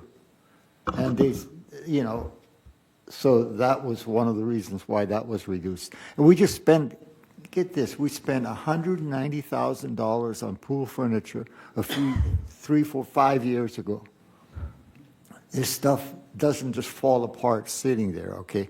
So it's not arbitrary, it's looked at. Now, you and I can go out together and look again, and that would be maybe come up with a slightly different number, but you will not come up with the need to replace all that pool furniture. Okay, well, let's not let me deal with finish, the pool. please, I understand what you're saying, but what about the pool covers Sir, and the point of acoustic order. tile? Point of order, Dick, let him talk. Please, you asked the question, All let me right, finish. I'm sorry. Okay. Now, as far as the sound reduction, that was made after I spoke with Guy West, who said, that's the number, that's the right number, 60,000. He can do it for less. Also, unknown to us in the past was the fact that there is actually a room where we did sound reduction. And it is in Clubhouse 5. It is that exercise room that has a mirror on one wall. And the other panels, the other wall is all paneled with different colored, framed, what looks like picture frames, except they're just colored cloth material. This is very inexpensive, okay? So my point being is it is not capricious. I went and I got an estimate from the man going to be doing the work. Also like to point out that the system here allows for supplemental to the capital budget. So if it should turn out when these things, when we pull the trigger and we're going to do this stuff, if it turns out that it's more than we thought, there's a supplemental process to get the funding for it. Oh, that's good to hear. Andy? So, you know, we have to do this, but it's not cast in concrete when you actually have to do it. Stephen, go ahead. So if no one is aware, or if some people are not aware, VMS took the GRF board on a tour of all the facilities on 2 different days. We went to every facility. We looked at benches. We looked at pool covers. We looked at pool furniture. We looked at acoustic panel necessity. We looked at bathrooms. We looked at flooring. We looked at everything. So these are well-considered reductions. So if you weren't aware of that we took those tours, we did. Thank you. Well, let's get, they were here first. Kush, go ahead. I'm looking at page 28 of 28, and there is stuff on it which says security, the automation of gates, which we haven't started, and security body armor and security patrol e-bikes. It all totals up to about $905,000. Allison, the $1 million that you were looking for is right there. So, except if you want to go ahead and get the bikes and the armor, which is like $25,000, $30,000. So, That's a reserve, you're mixing reserves with the operating costs. sorry. Yeah, please. This- Okay, I maybe made a mistake in looking at the wrong page. No, but I think the point is, I thought we were going to talk about this. 875 to automate as a pilot project, gates in 1114. No, It seems like a lot of money, Egon. Where's- Yeah, let me straighten that one out. Okay, yeah, that one, Please, I want to hear what you have to say, but I also want to say, may I complete my question Sure. before they go off Okay, into that's other fair. All right, areas? go ahead, let's do it. So let's hear what Egon wanted to say. okay, this is about the gates. Now, yesterday, I sent out an email, if you looked at it, an attachment about all the gates, operating hours, and what it costs us to run them right now. So earlier this year, initiated by the GRF board, we put in a project to automate 8 gates at a cost of about $200,000, which was, the cost estimate was made by the contractor and looks way high. But we made that request to look at it, and it would actually have a 1-year payout, approximately. Now, for example, we pay somebody $87,000 a year to sit in a house at gate 4 and watch the taillights go out. Okay. And then the project as reintroduced here, gate 14 and 11 and 14 pilot, that was not part of this. Doesn't make any sense. The idea is we're going to do 4, we could do 4, I'm sorry, we put in $1.75 million and then reduced it by half and took the number of gates from 8 to 2. That's just, somebody wrote that in there without even thinking about it. And that's not where we would start in any case. We would start with the gates, areas where the gates have a backup. There's a second gate there in operation while we're actually doing the work. So we would not start in gates 11 and 14 because they're the only gates that don't have a backup. So that was just miswritten, period. And whether or not we end up doing it, again, like all the other projects, they will come up for review again when time comes. They're just the placeholder right now. Let Dick finish, let's go. What do you got? Yeah, a couple more items. There was an item here about curtain replacement and fire retardant. Fire retardant, of course, is a safety issue. And Egon did some homework and said that there's a 10-year warranty on it. However, I'm wondering, why did, and I think we should find out, why did Recreation think it was necessary? Is there something that we're not aware of? Because I'd like to know from Allison whether that was just an oversight, that they didn't realize it was a 10-year warranty. So I'd like to know why Recreation felt it was necessary. Let me answer that in a different way. Staff does have- I just pointed out that the gates 11 and 14 written down here on this piece of paper was completely capricious. You understand what capricious means? It means it was just somebody, it just showed up. It has nothing to do with the reality of what was planned. And I don't know why the curtain came up, but it came up in the work that we did at Clubhouse 3, the PAC, when we did it. And so why it came up again, I don't know. I don't know if anybody went and inspected it or not. I can We do have staff here We that can answer. Allison now. Instead of conjecturing. I can give you an answer for the curtain if you want. Can we have it from Allison? Allison is the best. I'm sorry, please, I could not hear the subject. Why it was necessary to do what? The fire retardant on the curtain at the Performing Arts Center. So we had initially submitted to replace the curtain because it is torn. The fire retardant was done back in 2020 when the renovation, some minor renovations were done at the PAC. That does have an expiration date, and 2006 is that date. To put the fire retardant on, you have to take the curtain down and you have to clean it and do fire retardant. So we had initially, because it's very expensive to do that and because the curtain is damaged, we had put in to replace it. If you don't want to replace it, that's fine, but there is some money that is necessary to do the fire retardant, or you may have to close the facility. So it's very simple. It's a fire code thing.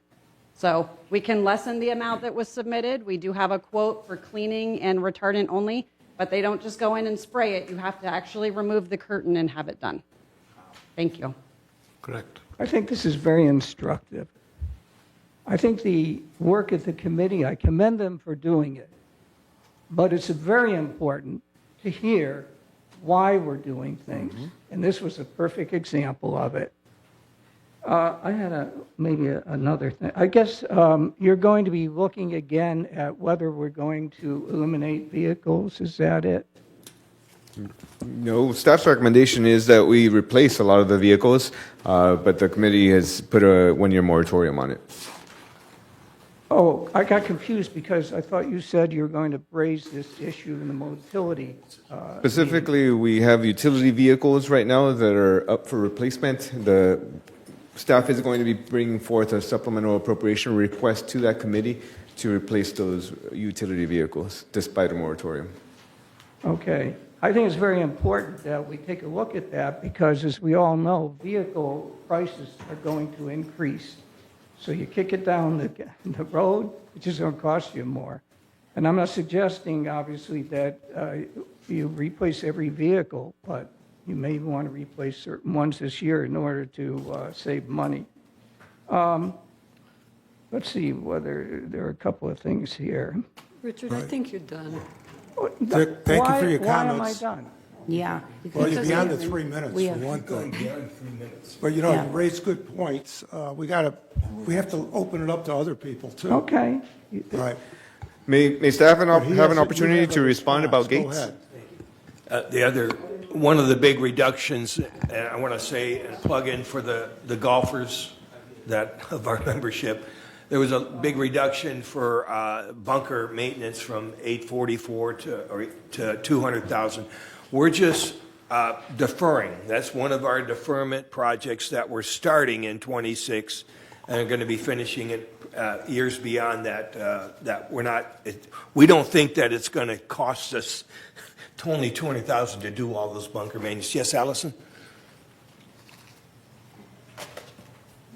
Thank you again. Just wanted to request, if you do want to do the bunkers in stages, if we can do one course at a time. There are 3 courses. To do it in 4 doesn't make sense. You'd have to close multiple courses multiple times. So the amount of money that you have in here is not enough to cover one course. So I would recommend bumping it up a little bit to do one full course so you can have 2 courses open at one time. Maybe the par 3? This doesn't apply to the par 3. Allison, how much is one course? We never got a breakdown.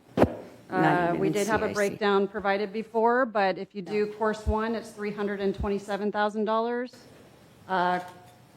Course 2, $274,680. And course 3, which isn't as necessary as the other 2, is about $248,520.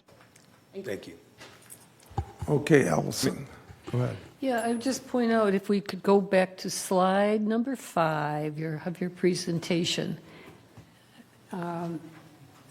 In that slide, when it appears.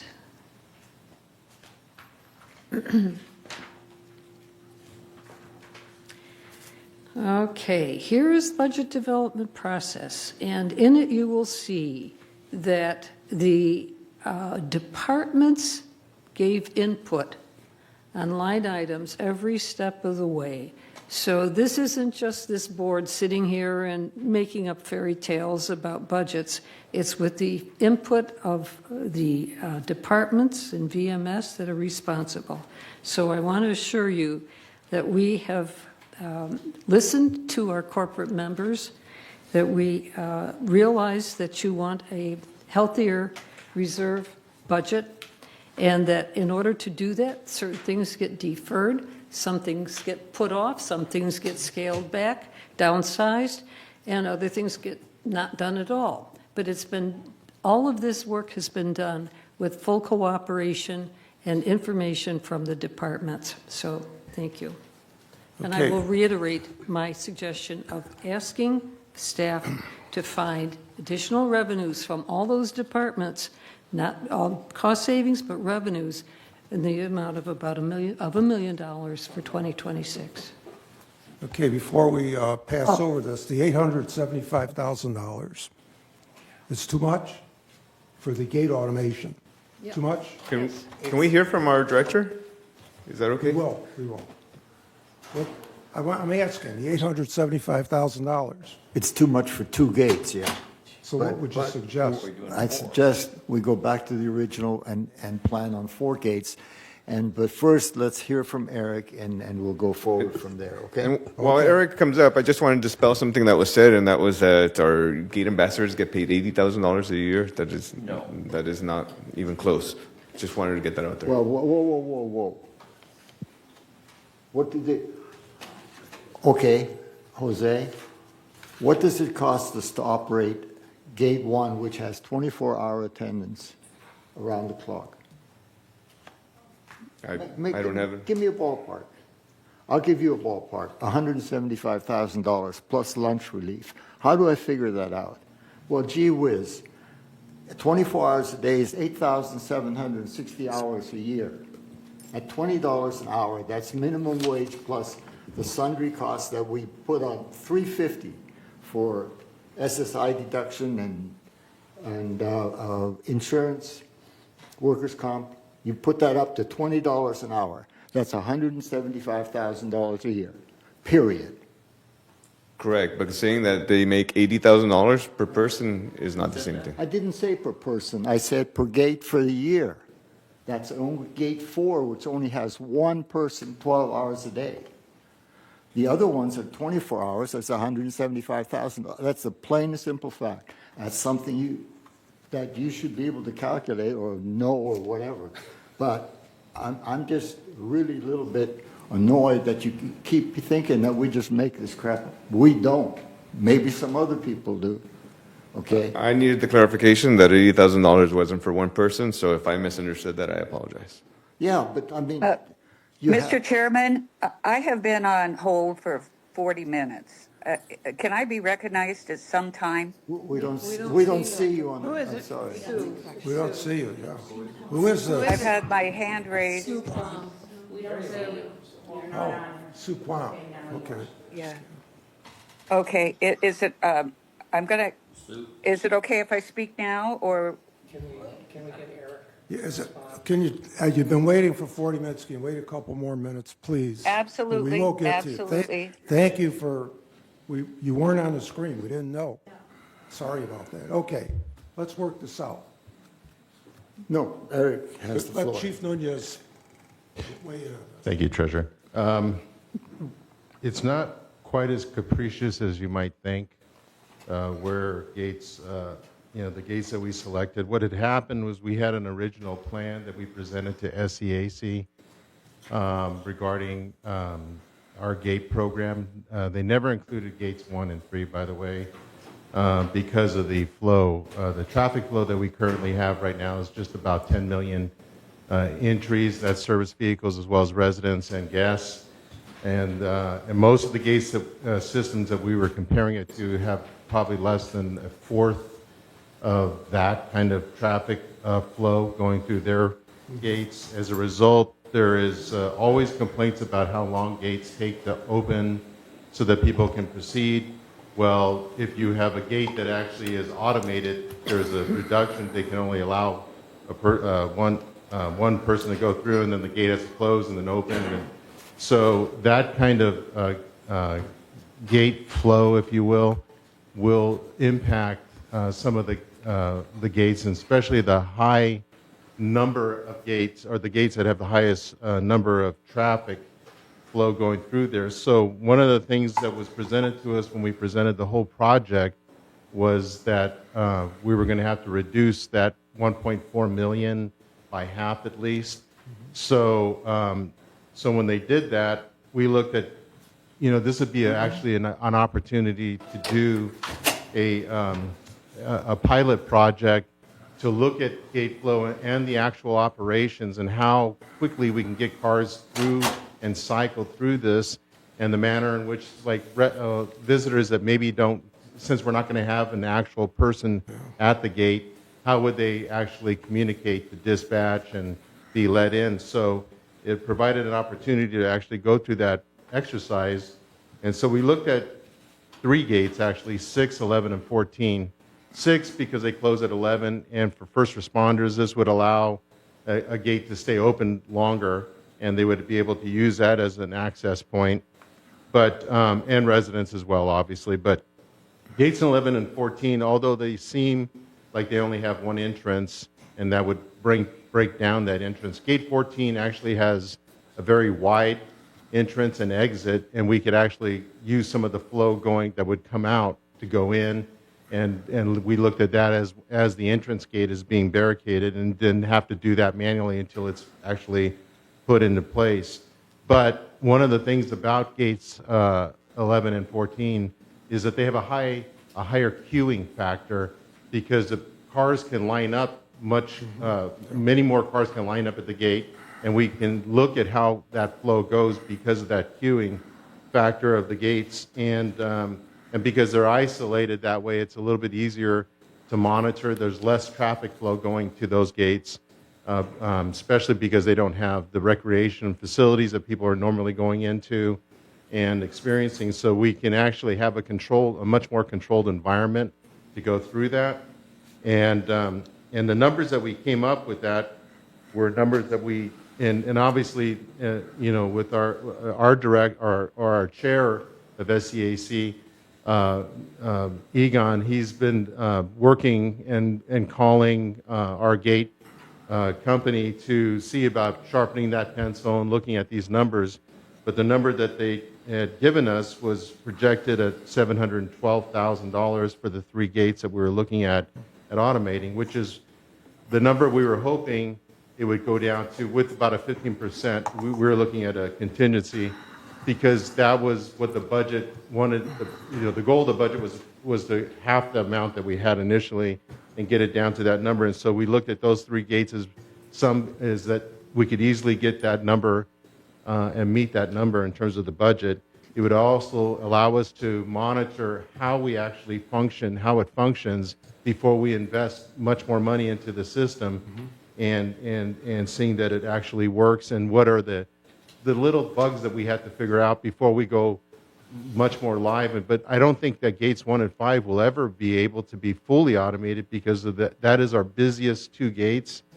And we have, like I said, when you have 10 million people going through this property, that is a ton of traffic flow and off of El Toro would be just, very problematic if we have people queuing up off of El Toro to get into the property. So that's how we came up with those 3 gates. That is the number that we had, and I think that Egon is right that the number that we looked at replacing estimated annual cost savings was more like in the neighborhood of $192,000 to $313,000, depending upon how it is actually rolled out. And then I think if we went with more, because those are 24-hour gates at 11 and 14, obviously, and we have 2-man situations there at a certain given time. So there is a reduction in cost in that would help offset the cost of the project by up to half, at least, in the first year. That's it. Yeah. So okay, I just very briefly.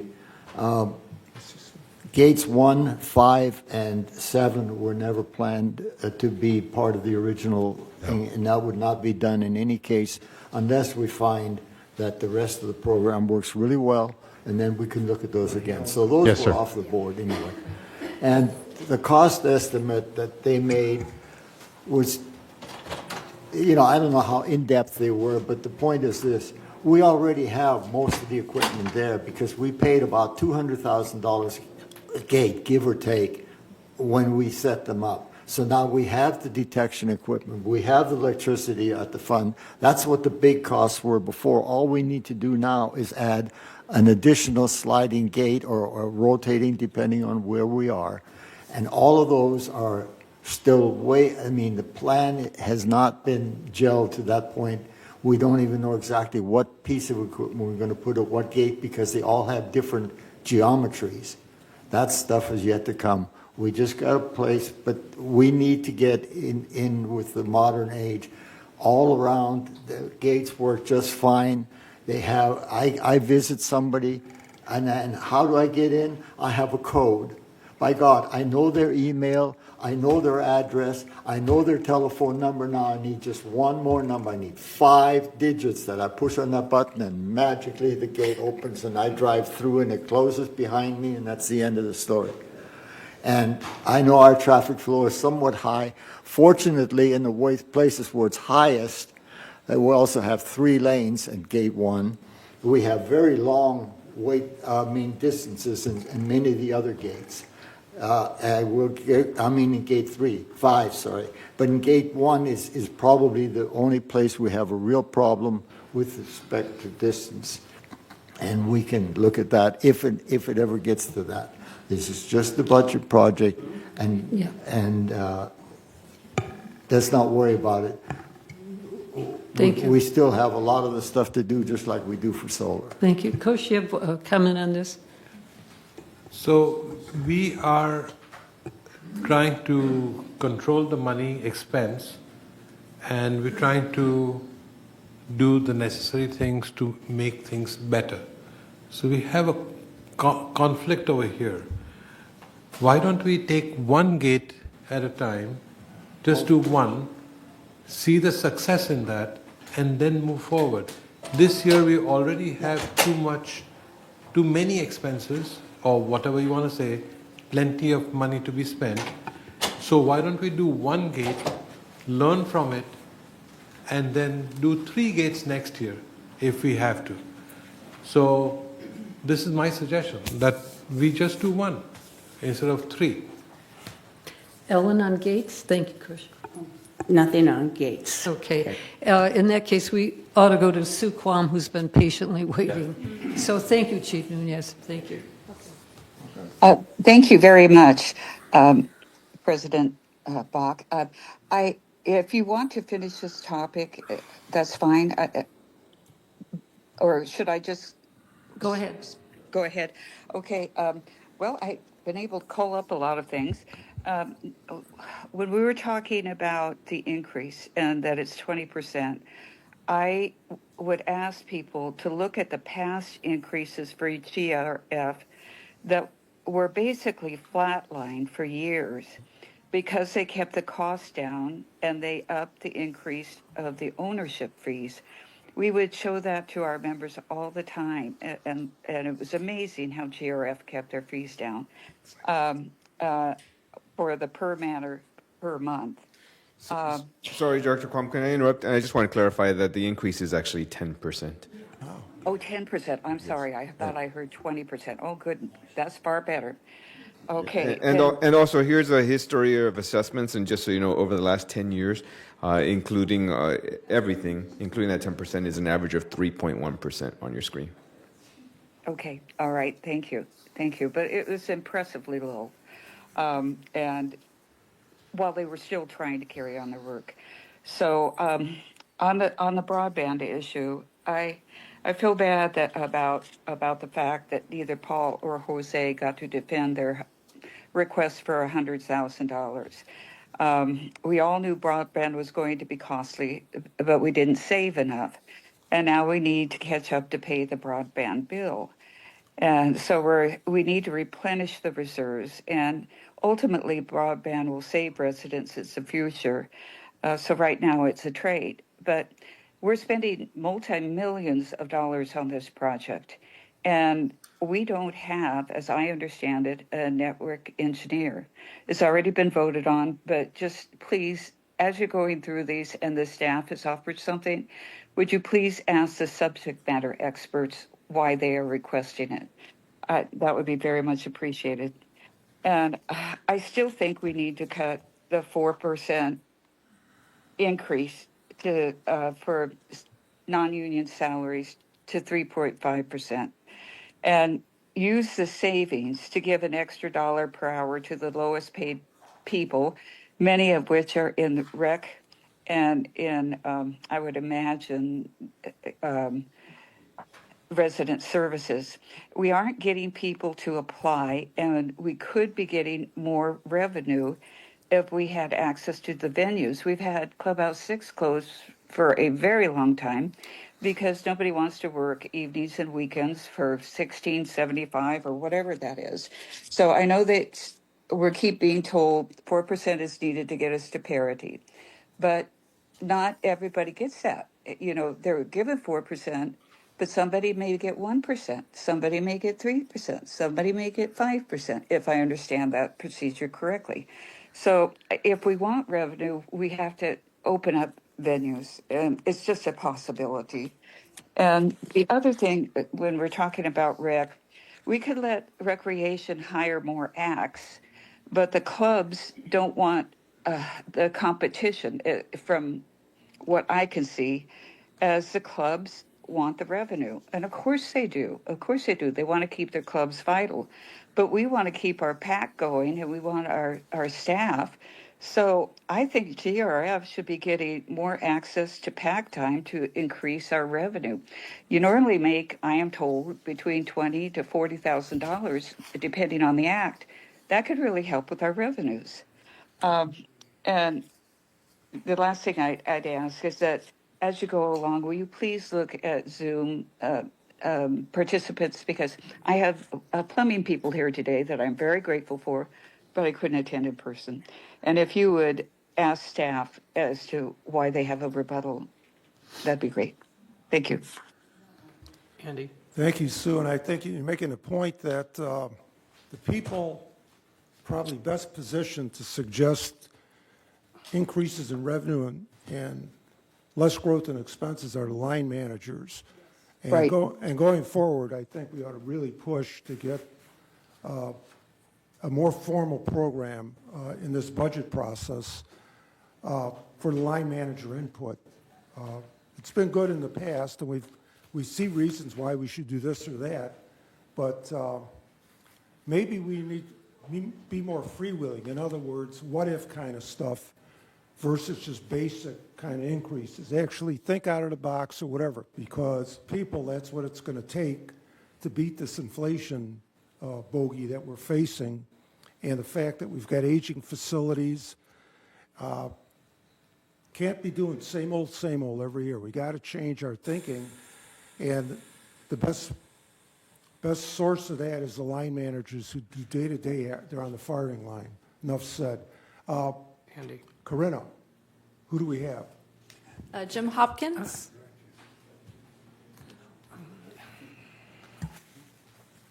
Good morning.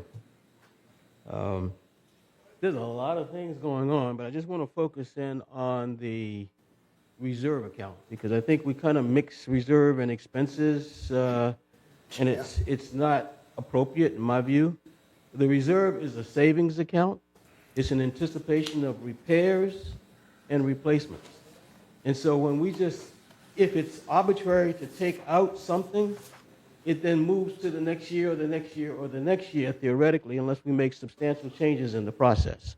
So I just want to make sure that we're all cognizant of the $2.9 million that we just saw taken out of the reserves is movement, some of it's reduction, and some of it's movement. And so when I listen to the professionals here, they're telling us we need this because of this. The why is to me, the most important part of it. And so when we just arbitrarily do it for the sake of funding, and keep in mind, $175,000 a year is what I heard for net savings on security, and I'm not making an opinion on that, but that's basically 75 cents per man or per month.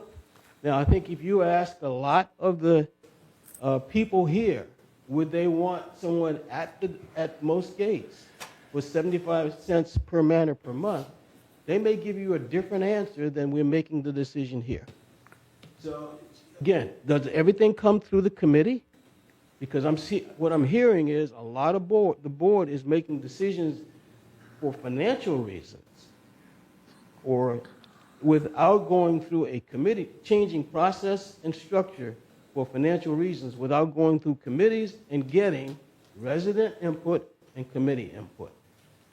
And that's what it sounds like to me. So I just think we just kind of look at the process.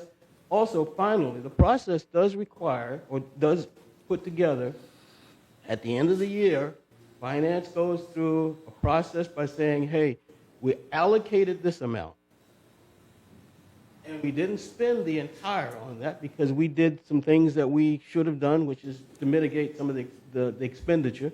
And we're now putting that back into the reserve. So there is a process by which we do that. And finally, the increase that you see in expenses, part of that is there was a $5 per man per month that was a carryover from COVID and savings along the line that no longer existed this year. So that's part of the increase.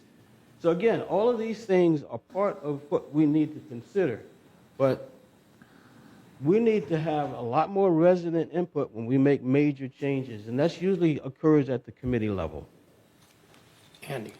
Thank you, Jim. But you know that when we do these things, we have to have public input on it, and it's a very transparent kind of thing, and people push back, sometimes in a big way. So, you know, prior boards face this, and we face it too. At some point, you have to say enough's enough, we got to do it.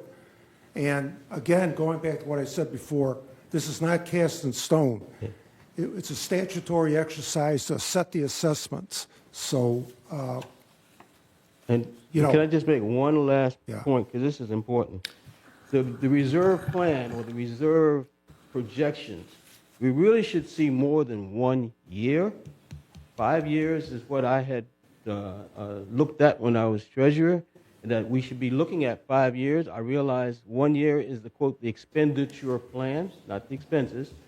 However, when I look at the considerations, I don't see a consideration for something that we are considering. We don't have an answer yet, but space planning is a consideration. And yet I don't see anything in there that considers that we may have an obligation, whatever that number may be. So you can't just from my view, you can't arbitrarily just take something out because you don't like the answer that was put in place. The answer is going to cost money, period, whatever that answer is. okay, but Building E was voted on by the corporate members to be defunded from the budget, if I recall correctly. The corporate members voted to take out the $7 million for Building E. And coincidentally, we need $7 million to cover broadband. We had $9 million in the reserves. Building E got defunded, $7 million cost, so it's a nice wash. That works. But to Jim's Point, though. But we're not talking expenditures. We're talking about the consideration that a solution is required. We're not talking about whether or not you allocate the money for that particular year or the next year. A solution is required unless you decide, hey, we're going to ignore the issue. If you make that decision, so be it. Well, I can speak to the space planning. We've got a lot of vacant space here. It's how you use it. Again, I'm just saying, there's no people that are has talking not about been- spending for big money on Building E But without that's- considering sir. the alternatives. Sir, that solution has Come on. not been You know, this is decided. this is a trade-off kind of thing. We're Then fine. abolish the space planning committee. Need one. Thank you, Jim. Go ahead, Marie. I always appreciate your analysis, Jim. However, based upon a false assumption that we have not considered some of the things that you brought up, you're very familiar with these boards. We have closed sessions in which we cannot report everything that is considered. And there has been, you gave your opinion, I'm giving my opinion, and excuse me, I'm talking. Thank you. Mr. Chair. Okay, thank you. I'm done.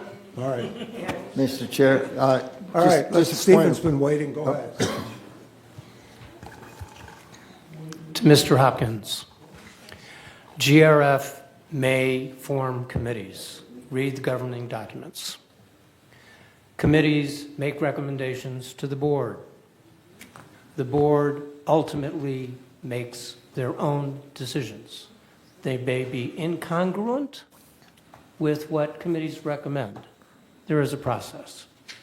Number two, the prior speaker mentioned something about we make $40,000 on an event at PAC. Allison, could you please come to the microphone? My understanding is there are about 800 seats in the pack, 814. and if you get $50 a seat, it's about $40,000. Yes, if you It's charge not all $50 a profit. seat. Yeah. It's No, not all not. profit. What's So the I profit? just wanted to correct the record. When somebody says we make $40,000 at an event in PAC, that is not correct. Correct. And our Thank you. events are not priced to make money, they're priced to cost recovery. Thank you. Andy, just a second. All right, yeah, go ahead. I need to leave. I just wanted to let you know it's not capricious.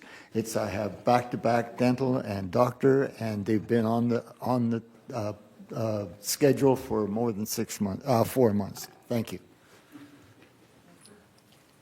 Ellison, you have something? No. Okay. Thank all right, you. Martin, go ahead. I really understand what you guys are saying regarding being able to look at what we're trying to minimize. This is a huge jump, 10%. I personally, I don't like being a part of that. It bothers me. It's like I wanted to do all we could, and that's why I made that recommendation of that $6.50. Wait until, because you think this is high? Wait till you see next year. Wait till you see next year. Now you really got to take into consideration your internet bill, because that's coming in, okay? You think this is high? Next year, that's why I'm doing all we can to try to keep things as low as we can right now. We're deferring all we can. And that's all I got to say. Thank you. Yeah, to answer, Jim made a point about future years are great. Reserves are a multi-year issue. You didn't see it, but we saw a projection of 20 million for the end of 27. So 20 million end of 26, 20 million end of 27. 26. And at some point, we'll share that with you, but we're trying to finalize the adjustments, which leads me, is the 875 in or out? What are we doing with it? What's the, I mean, is the 875 okay for the gate automation? What? Is what? We have 875. It's currently in, and as you continue to make RFPs and those kinds of things, you can change it at that point. Okay, so leave it alone? What's the sense? Just leave it alone. Okay. Corinna, any more questions from the audience? Mickey Choi Ho. Okay. Yes, thank you very much. Mickey Choi again.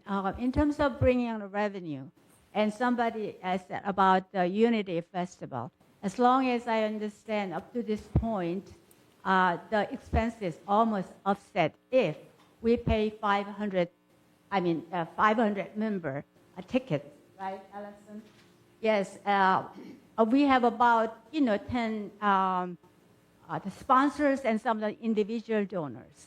So actually, initial intent of this festival is that yes, as our treasurer mentioned, that we bring all the community together. We celebrate our diversity and know each other and learn from each other.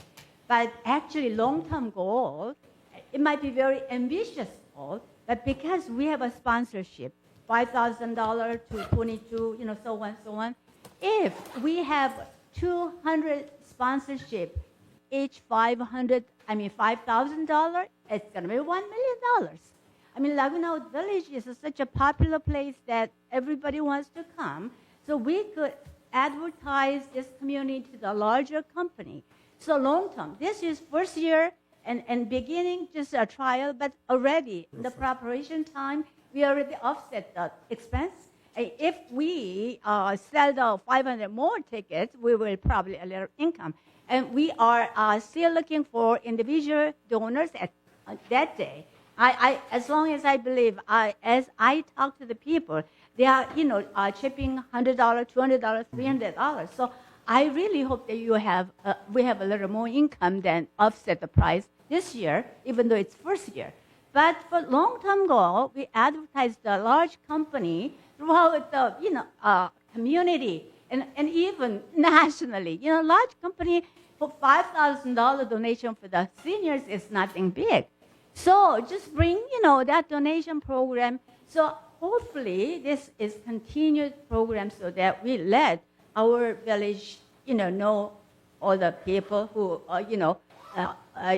in the future they are looking for the retirement community. So it's a possible, it's not impossible. $1 million. Here we go. Thank you. All right. Thank you, Mickey. Who said, are we finished, Grana?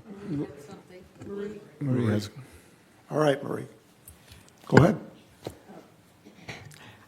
I didn't get this hand up or down quick enough on the security discussion, okay? I'd like to go back to security. Over 900,000, right? There is recently come to our attention, Ellen brought it to my attention, that there was recently an incident where somebody had a heart problem in one of our exercise places or something, and there was not an AFib machine, okay? And you'll hardly ever hear me ask for some additional expenditure. However, right behind it, I have revenue, which I hope would cover even that.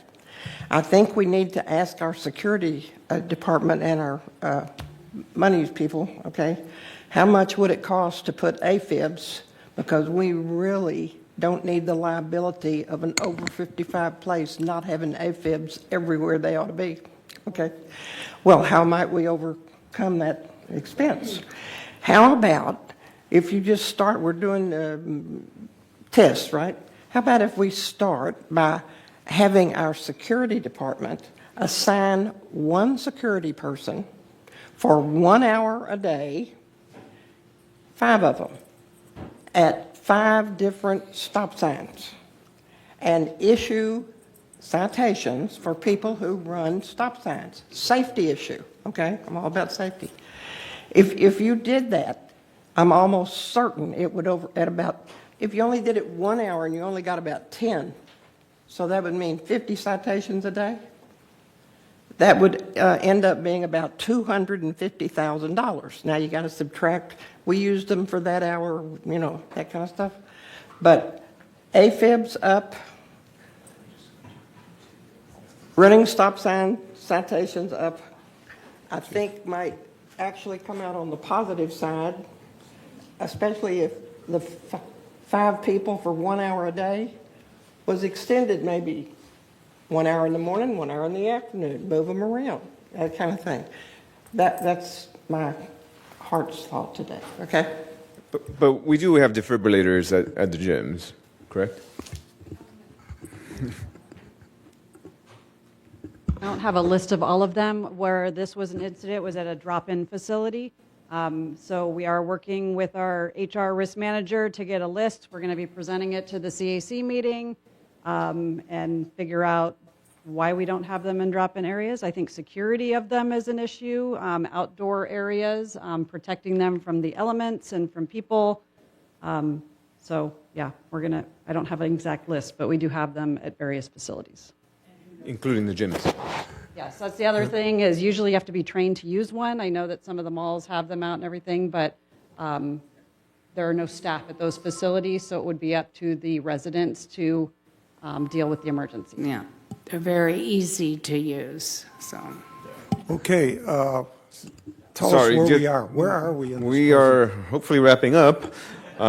But I did, if I may, sorry, I do want to clarify something, because Martin said something and Gary said something about, this impending, what's going to go on as far as broadband is concerned. And for residents listening at home, I just want to clear up that it's not going to be a big total dollar change on average.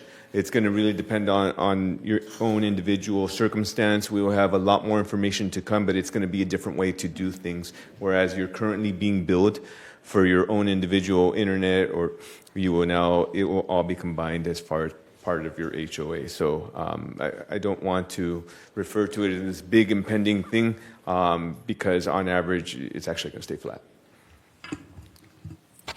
Okay, now one point where this is leading, once we finish this meeting, some of the changes we talked about today that we had a resolution will be reflected in version 3. And then version 3 will be incorporated into a packet supporting a budget resolution to be acted upon in September. Am I correct? This is version 3 that you've received. The packet that went out is the version 3. We will make the change that you requested, and we'll submit that for your perusal and approval on September 2nd. Okay. All right. You had a couple more slides? Oh, you're done? I am all done, yes. That was everything. Because I saw that thing with the rate of increase, that slide. It showed nothing, you don't have any more. I That's don't it. have any That's more all for there you. is. I know you want more. We can go back to the 85 slides if you want. But no. Okay, all right, I guess we're at the point now where we can, we'll get the director's comments, starting with Stephen. None? How about you, Elson? Yeah, I want to see some revenue ideas from VMS managers. Please. That $584,000 shortfall, minimum. $1 million would be better. So from departments, they know, they're close to the ground, they know what the traffic will bear, they know where the bargains exist. They're not playing fantasy football with this. They can tell us. We need their help. Yeah, and in that vein, if we have to change policy, that's something we have to do. So Yeah, we need to right. know that linkage. All right, Martin? We don't need the 650. Jose, do we have a breakdown of union and non-union compensation? Because it looks like it's all mixed up here. Yes, it's part of the package that was sent out. So it's in here? Yes. Okay. All right. I didn't see it. Okay. All right. Thank you. I want to reiterate Cush's observation on let's do one gate, and then my AFib and giving out tickets for running stop signs. Ellen, go ahead. I have a question. Okay. On page 11, there was an expense here for consulting fee, and it says 50. It's a small fee, but compared to the others. It's on the top. It's about 5 lines down. On page 11 of 28. It's 50, yeah. Okay. Anyway, so is that, I just thought that looked odd. Okay, do you have that? You're talking about the $620,000? No, I think it's 6,249. I was just wondering that we didn't have any, and I've never seen it before, so. I don't know where you are, I'm sorry. On Yeah. your screen on page 11. Professional fees, yeah. Anyhow, just so you know, as far as professional fees are concerned, this is where we have our taxes, this is where we use our water people, several different consultants go on here. Okay, I've just never seen it broken down like that. Well, I have a question again. I know I ask this every year, I'm going to ask it again. The credit card transaction fees under outside services. What is that? That's a big amount. As we accept credit cards for payments, then our vendors charge us, whether it be Visa, MasterCard, American Express. And so we pay the fee?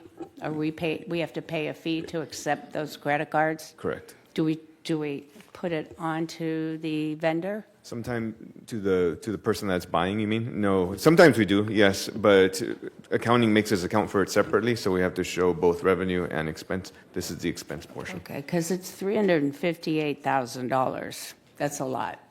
Correct, and there's a lot of times that we will eat the fee. For example, if we're trying to get people to pay us for chargeable services or something like that, it's better than trying to chase them down later for it.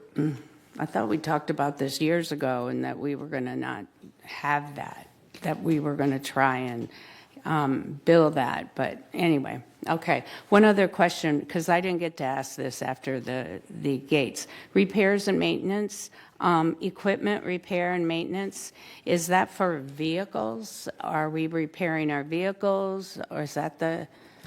It's not for vehicles, it's for different repairs and maintenance that go on through the community, whether it be a simple painting of walls or there's just a lot that goes into that, as you would imagine. That's throughout all departments. It's really helps if there's clarity, like you have elevator, lift maintenance, that's easy. But when it's just repairs and maintenance, it's very hard for us to figure out what a $500,000 is for. So, Sure, and that's why when this okay. is provided to you, it's provided, Maybe there's you're about 90 pages that are emailed out to I'd rather everyone. have 90 pages. Okay. It's available. Thank you. Okay. Okay. With that, I think somebody needs to offer to adjourn the meeting. Who's second? Okay. All in favor? All right. Meeting adjourned. Thank you. Hey, Jack.